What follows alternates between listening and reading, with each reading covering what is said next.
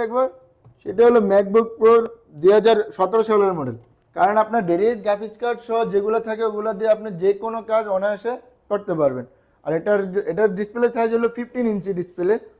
এটাতে কিন্তু আপনি টাচ বার এবং টাচ আইডি সহ পেয়ে যাবেন। আর এটার কনফিগারেশন হলো ম্যাকবুক প্রো 2017 সালের i7 প্রসেসর, 16 জিবি র্যাম এবং স্টোরেজ পেয়ে যাবেন হলো 256 জিবি এবং AMD Radeon 2 GB dedicated graphics card সহ পেয়ে যাবেন। আর এটার প্রাইস পড়বে মাত্র 75,000 টাকা। তো এরপরে আমরা যে কনফিগারেশনটি দেখবো সেটা হলো ম্যাকবুক প্রো 2016 সালের মডেল।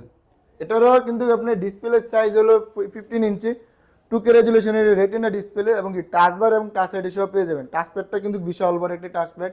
আর এটার আপনার কনফিগারেশনটা হলো ম্যাকবুক প্রো 2016 সালের model, i7 processor, 16 GB RAM, 512 GB SSD দিয়ে এবং কি AMD Radeon 2 GB dedicated graphics card সহ এটা আমাদের কাছ থেকে পারচেস করতে পারেন মাত্র 75,000 টাকা হলে। আর